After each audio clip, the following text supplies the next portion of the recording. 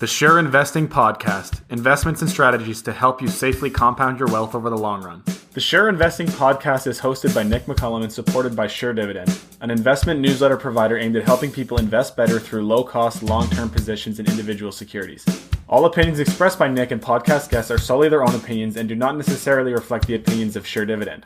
This podcast is for informational purposes only and should not be relied upon as a basis for investment decisions. For more information about Sure Dividend and the research our firm provides, go to www.suredividend.com/research.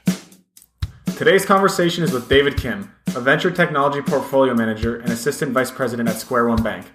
David spends his time working with small private companies in the technology sector to assess their growth prospects and determine whether his firm should extend debt financing to them.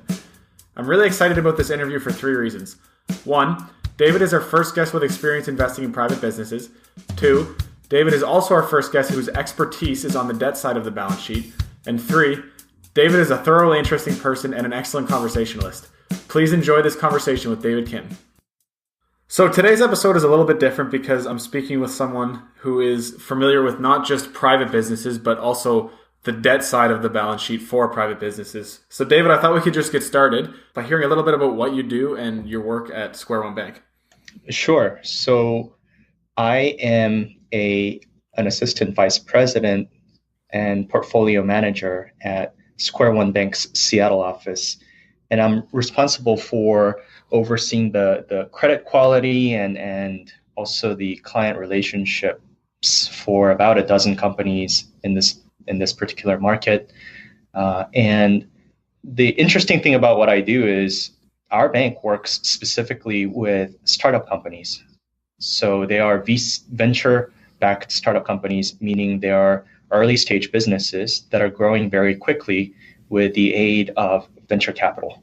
So I guess two questions to spin off of that. You say they're growing very quickly. How quick would the typical growth rate be of the company that you lend money to? And then additionally, tell us about, I guess, the typical company that your firm will lend to. Right. So when a company takes on venture funding, there's almost, it's not a hard written rule, but almost an expectation that they're growing exponentially. And that tends to mean that the company is essentially doubling each year its annual revenues. That's a goal. Not all VC-backed companies will grow double, and most will grow somewhat slower. But the idea is we are not talking about a mature business that has a mature market, and the company is, growing at single-digit percentages each year. And even a double-digit percentage will not really do, just the way the funding cycle works for the venture capital investors and their limited partner investors to make a decent return, given the risk that they're taking. These companies have to be, adding a lot of customers and really growing their revenues. So these are definitely unconventional companies, way smaller than anything that most investors have experience with. And I guess that would kind of suggest that the loans that you provide to them are unconventional as well. So I'm curious about the structure of the typical loans you provide to them. So are they, fixed rate or variable rate? Are they amortizing? Are they bullet payments? I'm just curious, I guess, about what that typical loan looks like. Sure, I can add some color, and let me step back by adding a little bit more context around these companies. So they're fast growing. They are early stage businesses. The interesting thing about them, about startups in general, is when people think about startups and entrepreneurship, people may have two images in their minds. One might be companies like Facebook that just, you've only heard about them recently, and then all of a sudden they're huge and they're everywhere. Spotify, Facebook, Dropbox, these are all good examples. Uber might be another that comes to mind. And then there's another class of startups or small businesses that people may think, well, they're kind of like lifestyle businesses or private businesses that'll stay private for a very long time. There are companies that make great products. An example might be Trello. I think they were acquired, but it's a company that was a private company, maybe a couple dozen employees, and they were making a lot of money and doing fine and had no real goal to go public or be acquired. But for the most part, VC-backed companies will always have a goal of finding an exit, and that exit could involve going IPO couple years down the road. So that's just one color. And it's interesting because, when we think about investing as investors, we're looking at public companies. These are the proto public companies, so to speak, right? And for us, the ideal company that we lend to are in those early stages. Our loans typically range in size from anywhere from 1 million to 20 million, I would say, is our sweet spot.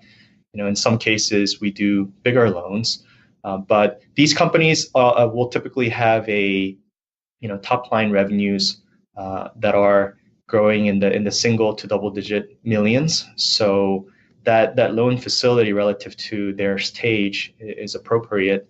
The specific loans that we make, we tend to make both term loans as well as formula-based loans.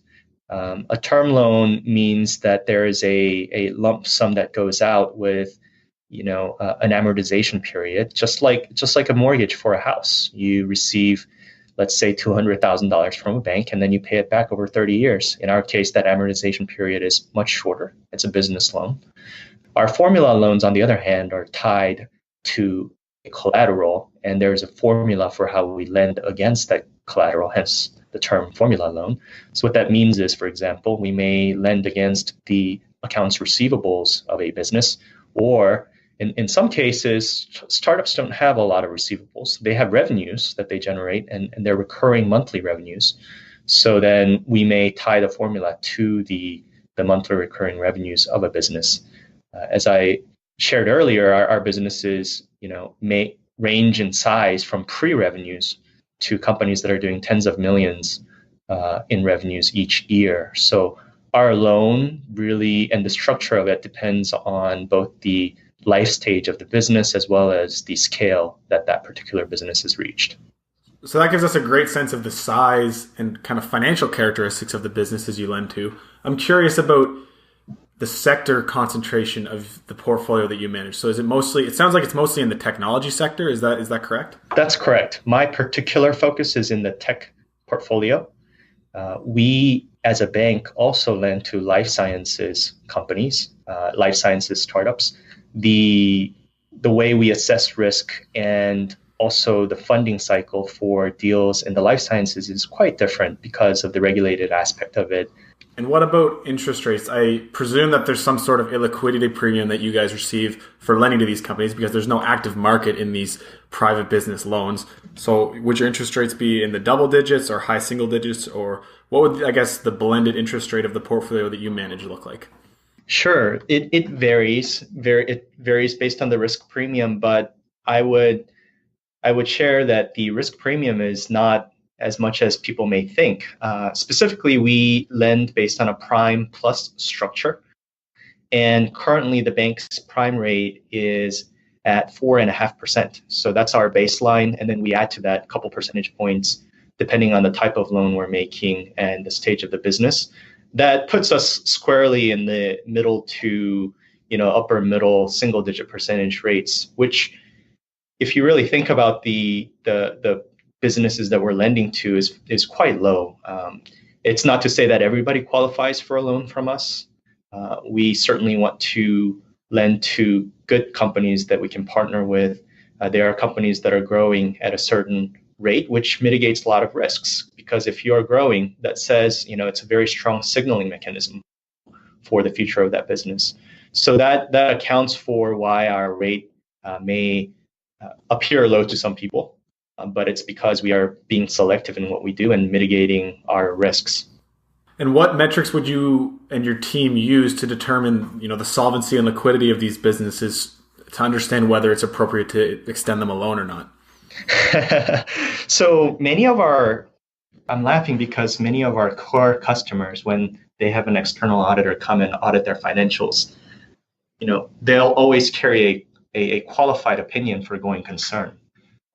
Our businesses tend to be companies whose future is uncertain. They tend to be companies that are cash burning. So liquidity is always a challenge. It never really goes away. So that's one area that we are looking at. The company's balance sheet, when they're an early stage technology company, tend to be primarily tied to cash from the equity finance that they have raised. and from receivables of the business. So it's a fairly thin and simple balance sheet. There might be some PP&E for equipment or internally developed software. Some companies may carry some goodwill from other teams or businesses that they acquire along the way. But by and large, it's a cash plus AR type of balance sheet analysis. So, that's what we are monitoring. We're really monitoring not the liquidity balance sheet figure, but rather the runway, the cash flow aspect of the business. How fast are they burning through that cash pile? How much runway does that give us? And that allows us to manage to that particular risk and gain a line of sight to what the company's next milestone is. What does the company have to do, or how much revenues does it have to generate in order to raise its next round of financing or to restructure the debt appropriately? And at what point are we seeing an exit for this particular business? Interesting. Thanks for providing some insight there. Now, you're based in Seattle, so when people think of Seattle plus technology, they'll usually think of one, Microsoft, and two, especially recently, Amazon. They were all startups at some point. They're huge now. Yeah, exactly. So obviously, if you have a whole private debt business based in Seattle, there's a lot of potential opportunities to lend to smaller businesses as well. I'm curious as to how you identify these businesses, and I guess what your deal flow funnel looks like. Where does a company go from needing funding to finally closing funding with square one? We partner with the VC market, the venture capital market locally. There are a handful of VCs that invest in this market, and our debt tends to be not a standalone debt, but rather a runway extension to the equity investors' capital. That allows the management team, the team to execute better because they have more capital flexibility and their runway is longer. And does that answer your question? Yes, definitely. So it sounds like you partner with a lot of companies whose venture capital backers have a relationship with you, and they'll send you along through that relationship.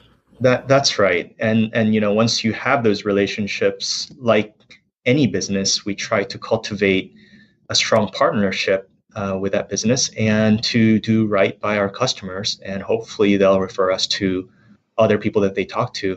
Startup market in general, I think you can pick any region, but it tends to be a fairly small world. So I think the word of mouth is very important. We value our referrals. I just want to spin it completely on its head. So that's how you source new business. I'm curious about how Square One reacts in the event where a company does go bankrupt and you need to go through bankruptcy proceedings. What does that look like for you guys? Yeah, so actually we can step back and start with what happens when stuff hits the fan. What happens when a company struggles, because many businesses do. I mean, as far as the bankruptcy goes, we're the bank. So we ultimately, may reach an impasse where we can't do anything else, in which case we may sweep funds and that's the bankruptcy. But by and large, we try to avoid going there. And it really starts with the selection up front, picking only the right businesses that we think we can lend to, and having the right partners in the ecosystem, good investors who will stand behind the investment and not just run out of capital when at the first sign that the business is struggling. That said, businesses do struggle. And what we do is, as a lender and a partner, we get involved. We have a fairly close relationship with the management teams to whom we lend. And once they begin to struggle, we'll get involved through our specialty asset group to kind of look at alternatives. So that alternatives could mean restructuring the current loan facility or restructuring the covenants to help provide more flexibility for the management to find a way out. Sometimes there are still, no easy ways to dig out of trouble, in which case we might be looking at conversations with different partners. Maybe it requires additional capital from the investors, or perhaps it involves further concessions from the bank to make sure that the team can stay afloat.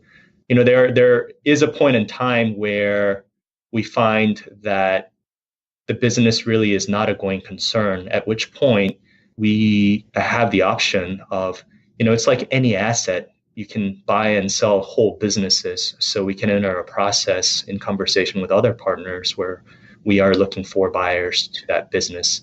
and then the buyer at the time of the acquisition would repay the debt. So that takes us out of the picture, and then the company runs in a new hands of a new management. So in that situation, the acquiring party would have all the equity and they would also pay off all the debt. Is that right? That's correct. Yeah, I mean, that would be part of the discussion. So I think the short answer to your question is bankruptcy is really the very last resort. And for the most part, we try to avoid it. We try to help everybody win. But bankruptcy really just means in beyond the legal aspect of it, it basically means that management has run out of options. There's no more business to be done, and we simply kind of shutter the doors and sweep cash where they are. Now, you mentioned that part of the proceedings that occur before you go through bankruptcy is working with the management team to explore alternatives. I'm curious as to whether an outstanding management team could help you to overcome some concerns you have about the business model of a company that's applying to you for funding. Or said another way, I guess, how much weight do you place on the competency and character of a management team when you're assessing whether to extend them financing? Yeah, so that goes back to your earlier question. How do we identify opportunities, deals? And I would say it's very important to invest in the right people, especially in the early stages of the business. The business model itself may change. So in that sense, we are not that different from the equity investors, the VCs. However, I will say that we tend not to be we're the finance experts, but we are not industry or segment experts. So we tend to take cues from the investors who've done their diligence in identifying the right management team to execute on a certain opportunity. As I said earlier, we partner with the VCs and come alongside their investment rather than leading the round. So we're really a partner more than a leader in that sense. And but among the attributes that matter to us when we think about who to lend to, management is very important. The company's traction is very important. It's one thing to have an idea, it's another thing to have customers, and then it's yet another thing to have a $1 million plus contract with enterprise customers. So those are all different signaling mechanisms that we pay attention to. And then beyond the traction and the management team, again, what are the partners that are in the deal, the investment, the investor syndicate? That matters quite a bit to us. Are there any red flags where upon seeing them you would completely remove yourself from a potential financing deal? Red flags. It's an interesting question. I think the converse of everything that I just said would be a good starting point. So a company may seem very promising, but somehow it has failed to attract capital from high caliber investors. That's a big potential challenge. Another one is to find seemingly competent and strong management team that for one reason or another fails to get revenue traction, because that means they're either not tackling the right market or unable to find the product market fit. Either way, it's basically asking for trouble down the road. Oftentimes though, and these conversations, that applies to the very earliest stages. But if you apply that lens to a going concern, a company that's been operating a while, then what we look at is, if the company is not growing fast enough, what's behind that? Or if the company's gross margins are eroding year over year, those are some of the simple low-lying fruit flags for us to dig deeper into. And sometimes there's good explanations behind it. At other times, it actually is a early indicator of trouble with the business, and that allows us then to have conversations and be proactive rather than reactive to potential trouble. I think that type of monitoring financial risks, and especially looking at growth and looking at margins, to a large extent, I think applies to public companies as well.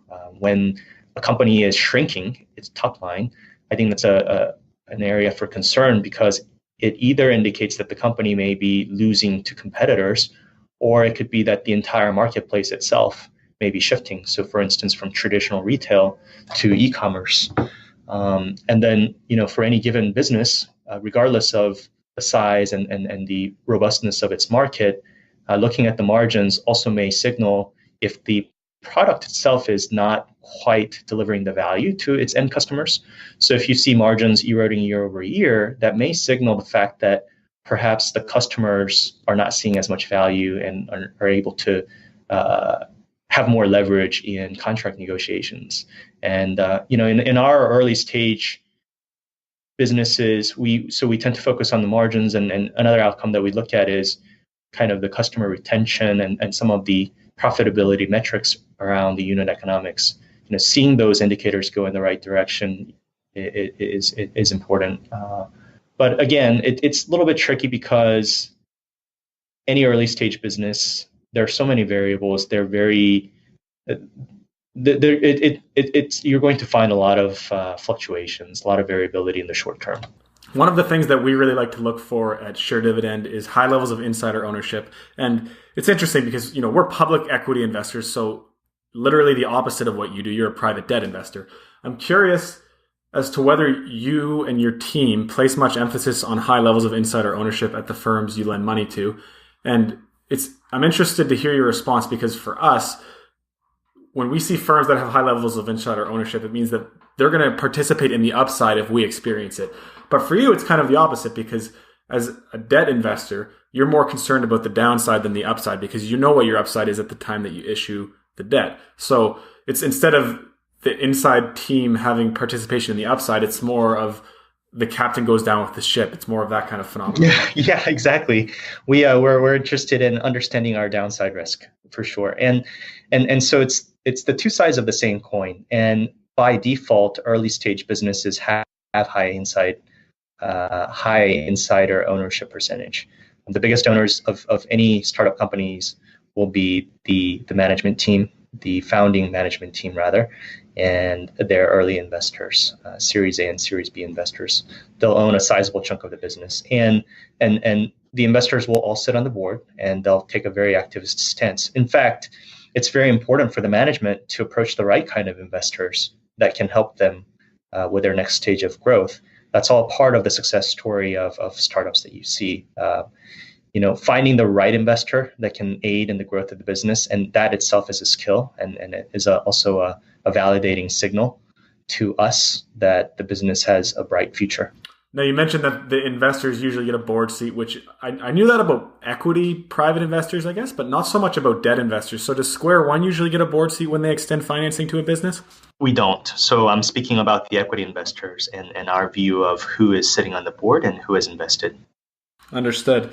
Now, you mentioned you have a portfolio of companies, and along with sourcing new deals, you play a pretty active role in monitoring the financial performance of the companies that you've already extended financing to. So you have a lot on your plate, in other words. I'm curious about what your day-to-day business flow looks like and how you manage to keep your finger on the pulse of so many different businesses at one time. Yeah, I think as I shared, they tend to be, financially speaking, they tend to be simple businesses. The assets are fairly limited to cash and AR.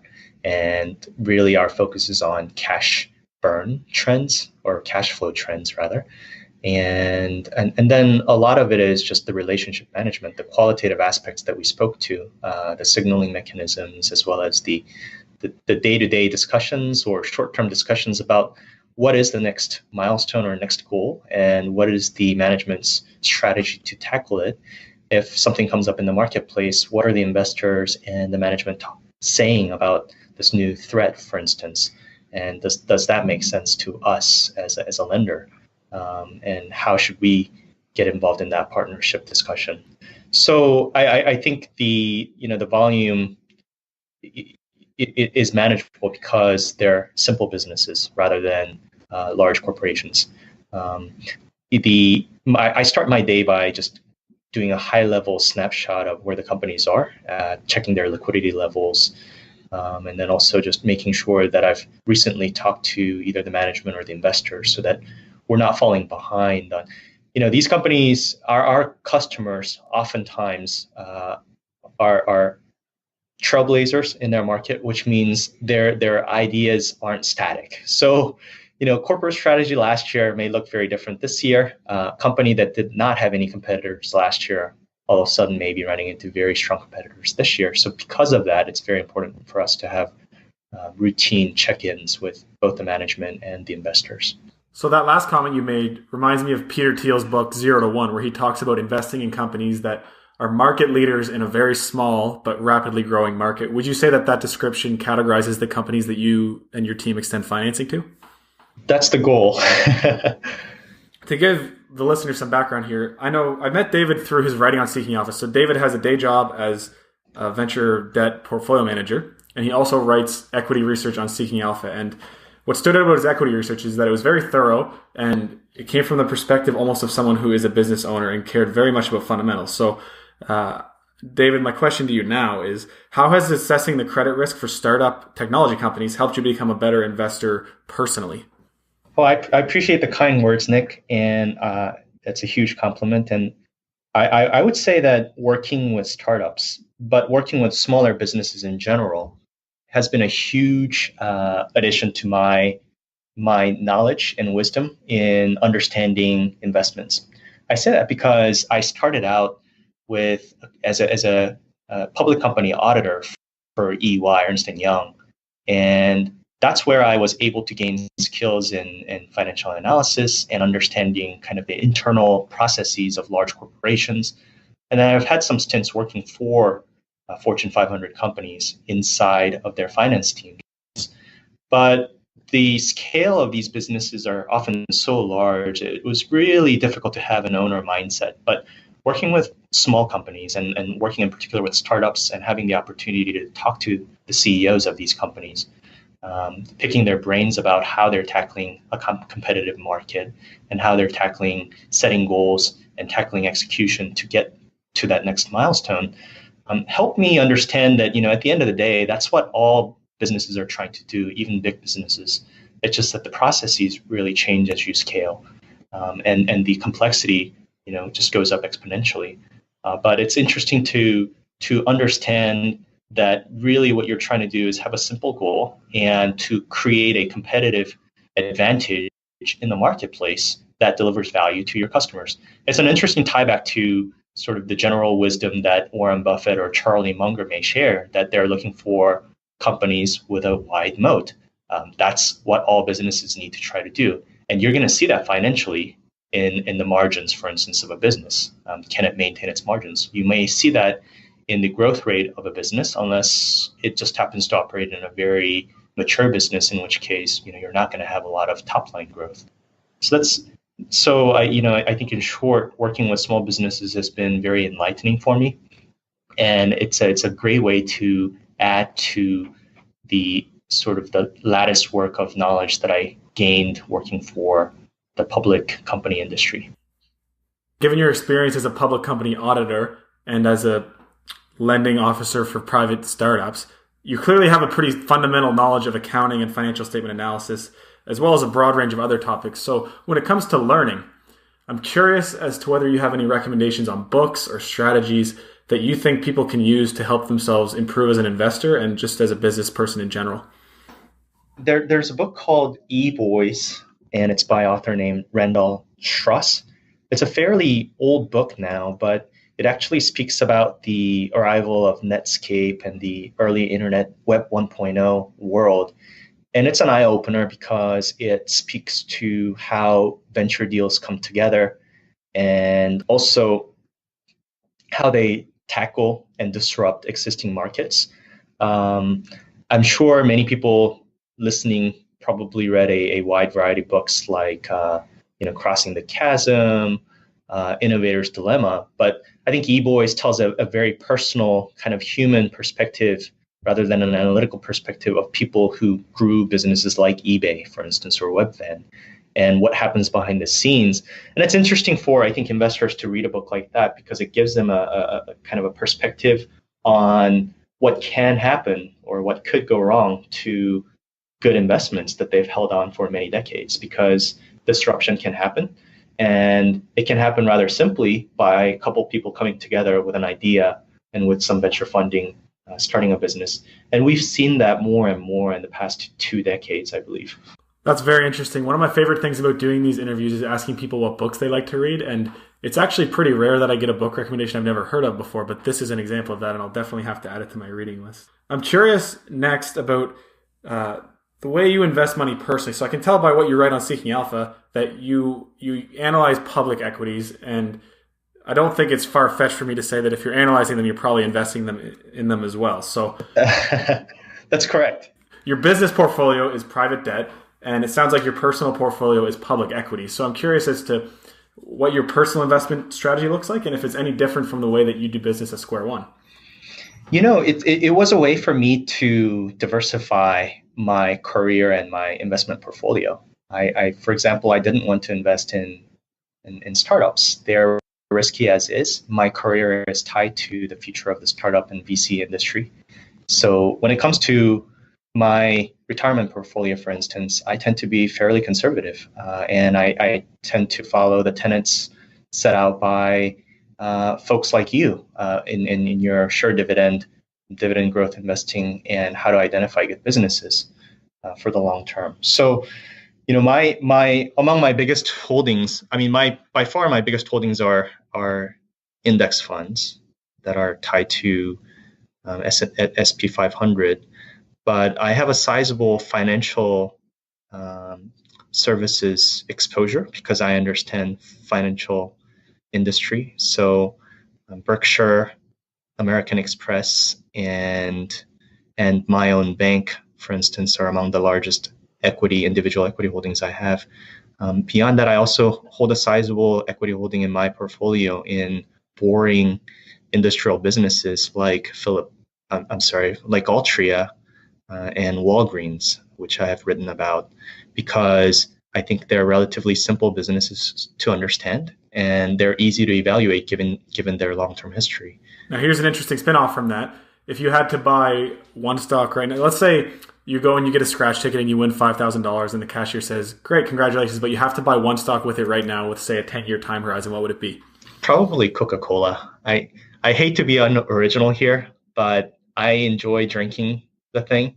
I'm pretty sure the company's going to be around 20 years from now, and it's not a stock that I would have to monitor regularly. The business model will not change that much. Now, like anything else, there is disruption in that particular market too, but I think Coke is in as good a position as any to adapt and change to different consumer tastes. You mentioned that your biggest holdings are ETFs. I think that ETFs are, by and large, a huge win for consumers. On average, they've reduced the fees paid to the investment management industry by a factor of 66%-ish from what I've read. They've cut them by a factor of 2/3. The returns have been, on average, better than your normal actively managed mutual fund. So it's a huge win for investors. I'm curious as to whether you have any thoughts on the future of the ETF industry. There's people who have postulated that we might be in an ETF bubble right now where huge inflows into passive strategies have driven the market averages up with no heed to valuations. I'm curious what your thoughts are on those comments. I don't have an opinion personally on whether ETFs have peaked. I think Jeff Bezos had an interesting insight that he shares with people during his talks, which is one of the ways he built Amazon and his consumer focus was to think ahead and imagine a scenario where what will consumers want 10, 20, 30 years from now? And he could not envision a scenario where consumers said, I want to pay more for delivery, or I want to pay more for product. On the other hand, it was very easy for him to envision a scenario where 30 years later, customers have said, I want the same product, same value, but pay less, and I want it delivered for less and quicker. So I think the same kind of dynamic and common sense applies long-term in any investment vehicle, whether it's an ETF or mutual fund. I think the competitive force of driving down fees will continue. I think that if anything, things will become more efficient and cheaper with application of technology. So that's about as far as I can comment on that. I think I do have an opinion about the activist approach to investing, and I think there's value there because clearly we all know that market goes into these periods where there's sort of gross mispricing, And if you happen to understand the industry well enough, and if you happen to understand the company well enough because you have reviewed it and researched it, then I think you can feel confident at times you could definitely get a value by investing in individual stock. I think the challenge becomes just knowing your circle of competence and being focused, because if you're not focused, and I've read articles by folks who, they're all apparently quality stocks, but they have a portfolio of 100 stocks. And I mean, first of all, I guess you can debate, can you have 100 quality companies for one thing, but suppose that's your strategy, or even 50 companies. At which point, you might wonder, is it just better and cheaper and less stressful to just buy S&P 500? And my personal opinion would be yes. But now, if you follow a few stocks and you feel like they're very undervalued, I think you are going to get a good long-term return by investing in those companies that have a stable business and a strong competitive advantage, that are shareholder friendly, and that can expect to grow their dividends over time. An investor by the name of Shelby Davis, who generated 20+% annualized returns over a very long time period by investing in insurance stocks, he has this great quote where he says, "You make all of your money in a recession, you just don't realize it at the time." What are your thoughts on that quote and how it relates to the way you approach investing? Well, that's a very contrarian perspective, right? And I think for many long-term investors, that I can see that quote as very appealing. And I largely agree with some of the insights that are embedded in that comment. But in general, I think you win in the investing game by thinking very long-term, regardless of recession or not, and also investing in quality businesses. It's very hard, because the problem with investing only in recession is that you can't predict them. I mean, people love to talk about leading indicators, and right now we are in an environment where interest rates are rising and credit cycle seems to be tightening. And with the Fed signaling further interest rate rises, people are also trading more on the margins, and that in the past usually spells a potential coming of a recession or a market correction, for instance. But these are all speculations. Nobody knows the future. And so I personally like Warren Buffett's admonition or advice, where he just looks for great businesses, doesn't pay much attention to the macro, but waits patiently for a time when things are cheap, and then buys great businesses when they're mispriced. You've mentioned Warren Buffett, or Warren Buffett / Charlie Munger, twice, I think, now on this call. And one of the questions I wanted to ask you later on, but now it's timely, is whether there's a certain super investor or prominent investor that you identify with and that you would say has had the largest impact on your investment approach. Nothing original in saying this, but definitely Warren Buffett. I follow his teachings or follow his wisdom. I think it's hard to argue with the common sense of what he is getting at. It's harder to practice in actuality, largely because one is one of scale and another is one of intensity. I can't imagine that I have a day job here managing startup companies that we have relationships with.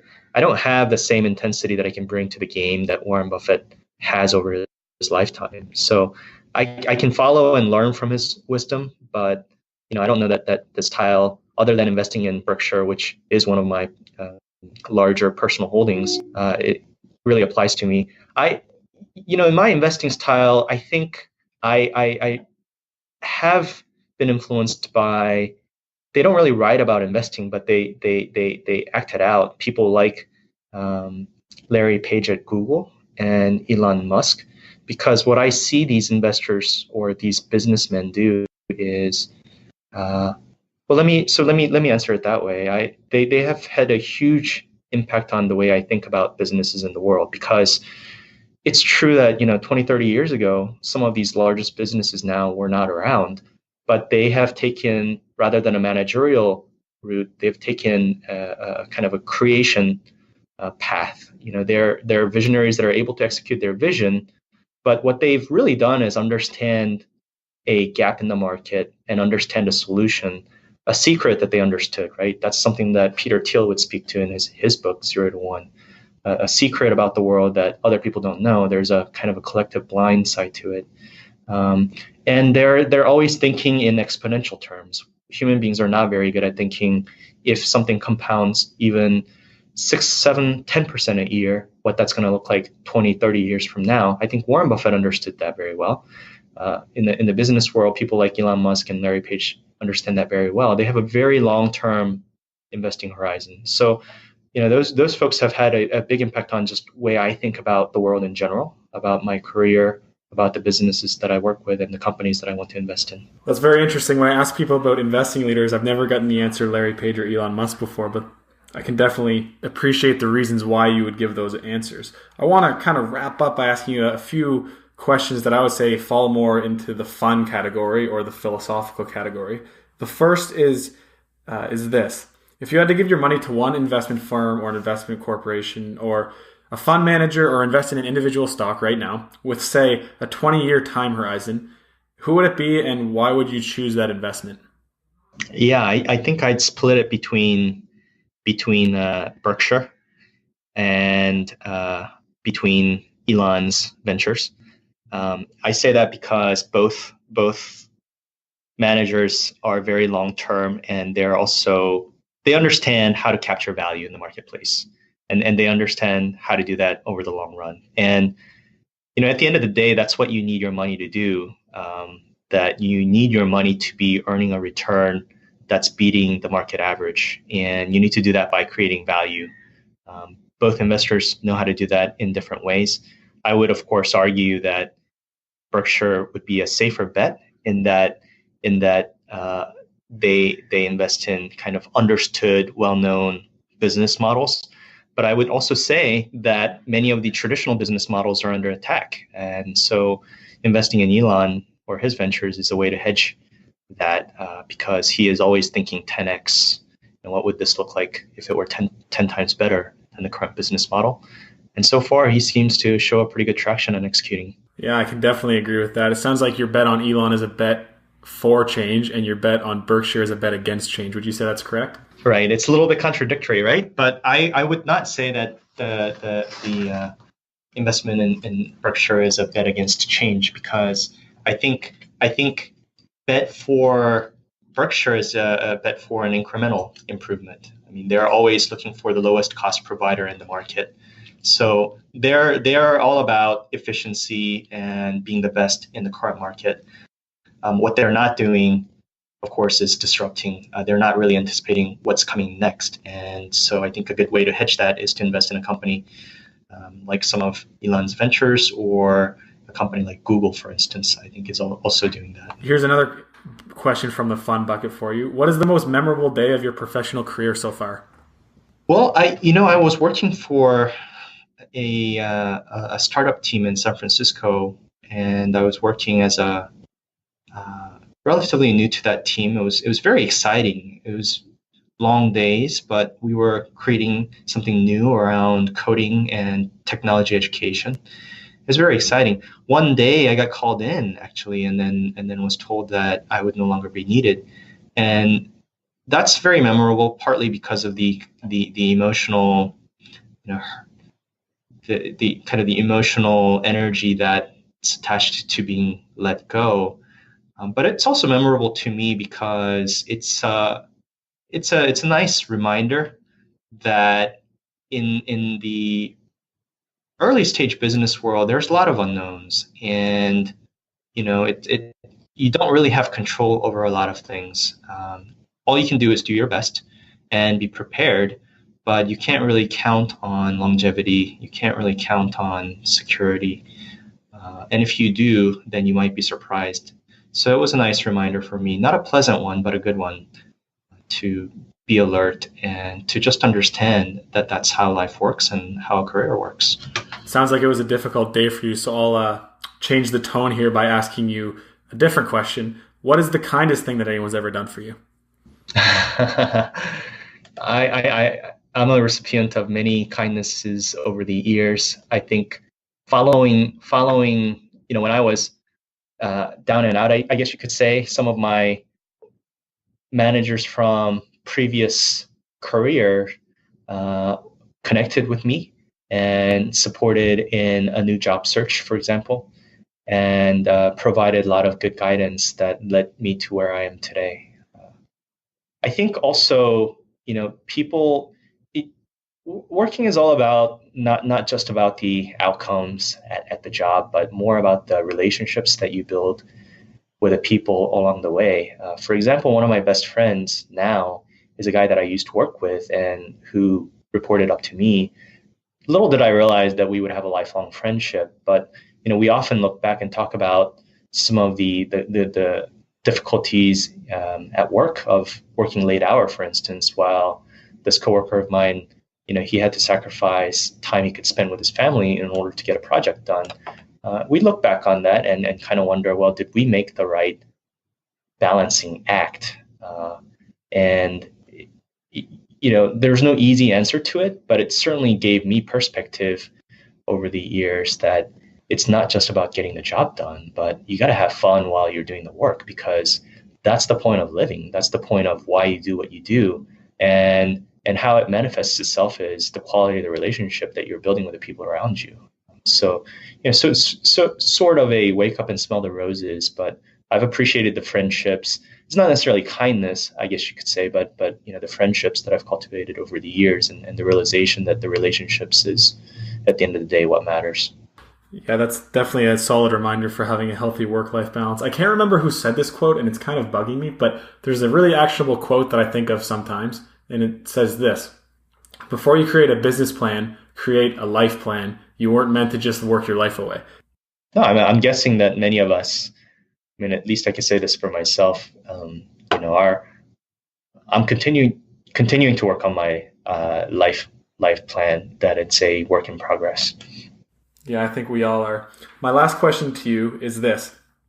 As someone who has experience in public equities, index funds, and private debt, if you had to give one piece of advice to an investor who is beginning today, what would it be? Start early and often, and get your feet wet. That's the best way to learn. Well, thank you for your time today, David. It was a pleasure having you, and I really enjoyed our conversation. Thanks for having me, Nick. Appreciate it. Thanks so much for listening to today's episode, everyone. I invite you to check out our website at sureinvesting.co, see our premium investment research at suredividend.com, and also check us out on YouTube, where we publish videos under the name Sure Dividend. See you next time.